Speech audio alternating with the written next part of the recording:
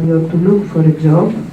And of course, we do not have any assessment for those having an idea for startups, but not knowing how to establish it, if it is an innovation, because we might have a lot of startups, but all of the same sector.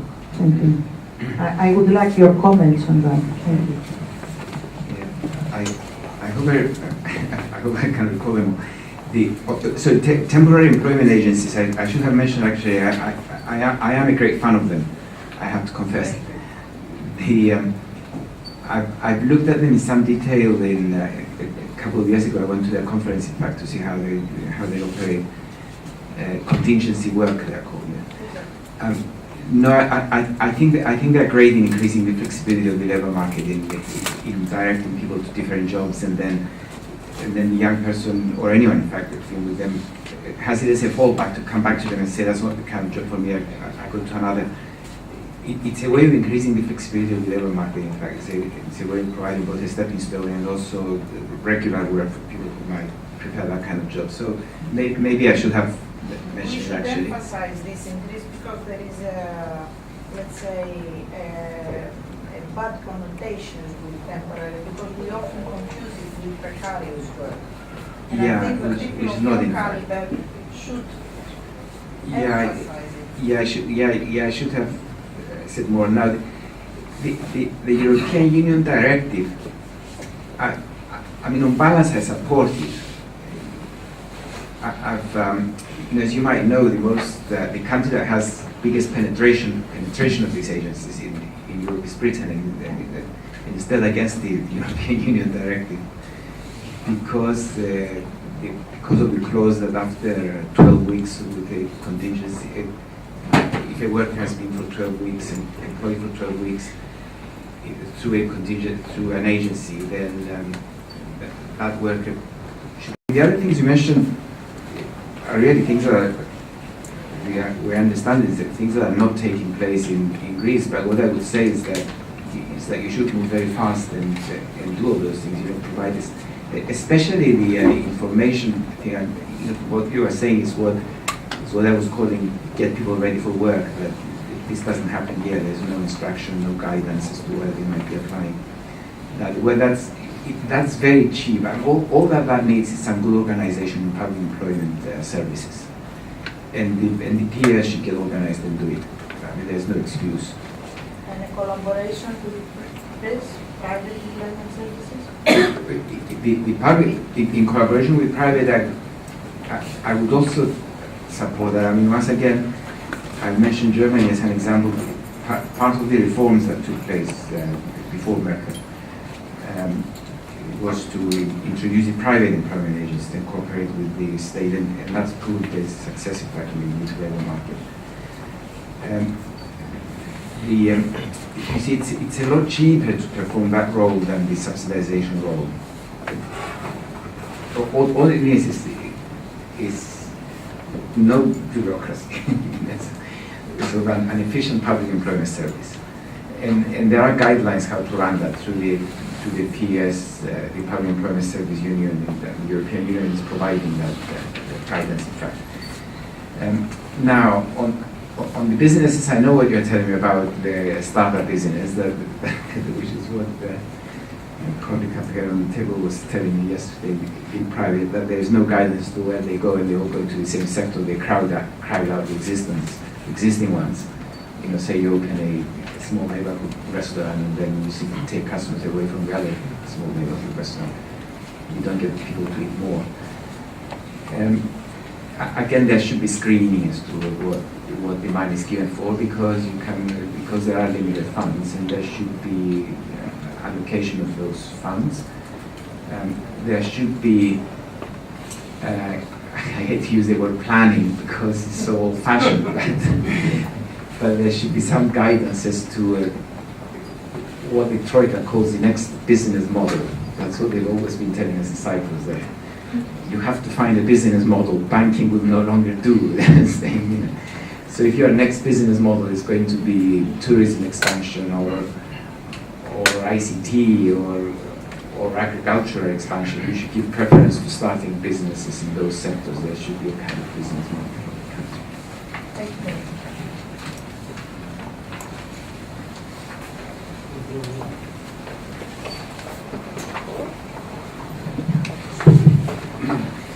Professor Pissarίδη, my name is Alpine Granitzis. I'm from the Wall Street Journal. I mention that just so you know where this question is coming from. Speaking both as an employer on occasion, I'm bureau chief, and as an employee, having worked in journalism for a number of years, one of the observations I've made here in Greece, but I suspect it extends to the rest of Southern Europe, is what I call over-regulation of credentials, or credential chase. In the United States, there's a great deal more flexibility in recognizing someone for prior work experience or just plain suitability for a job. Whereas here, I've noticed that in many cases, you have people with a number of credentials, take for example, English language proficiency, that doesn't always necessarily reflect their abilities, but which favors them because they have the credentials over someone who, say, is a more native, fluent, or easy practitioner of English language. And I noticed that in a number of other cases, that there's a certain inherent inflexibility in hiring people with the wrong credentials or slotting people with the right credentials into one job. The idea of, for example, a lawyer entering finance or an auto mechanic with 25 years experience trying to teach in a school or something like that is almost impossible because of what I call this credentials chase.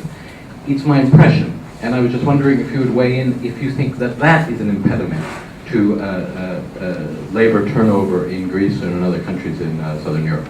Thank you. Well, that's a very short answer. Yes. I think that should just be abolished. And unfortunately, we have that in Cyprus as well, and I'm fighting for it at the university at least. There should be an indication of what credentials you should have, rather than expect to see a piece of paper with a specific, and then being checked against the dates, and if you miss obtain some credential by one day, then you miss this round and you have to come the following year. It's part of the administrative burden of recruiting, which should be given up. But it's valid, especially in the public sector. I mean, it's used especially in the public sector, but I do think it leads to the recruitment of people who may not be appropriate, and especially to the promotion, actually. I mean, like, I don't know if it's the case in Greece, I suspect it might be, but in Cyprus, the biggest factor of promotion in the public sector is how long you've been at the same job. So if two people were recruited, two were recruited 20 years ago, and one was recruited 1 month before the other 20 years ago, and the next job up becomes available, then the one who was recruited 1 month before gets the job immediately, which is obviously not there. And then when I don't know, I hesitate to bring it as an example because I don't want to make fun of my country, which is suffering so much now, but as you probably seen, I have a position at the University of Cyprus now, but before it was confirmed, they asked me to show them, to bring a copy of my PhD from 1973. To my astonishment, I didn't have it. I have no idea where mine was. I had to write to my university, and to my astonishment, they had it. They sent me a copy. That, which is exactly what you're saying. There are some boxes that have to be ticked by an administrator who sits in the Human Resources Office, and unless he saw something that says the London School of Economics, PhD in economics with my name on it, he couldn't tick the box, and therefore he couldn't add me to the payroll. No, I agree entirely. You should do that. Εντάξει, λοιπόν, σας ευχαριστούμε πάρα πολύ που ήρθατε. Ευχαριστούμε τον κύριο Πισσαρίδη.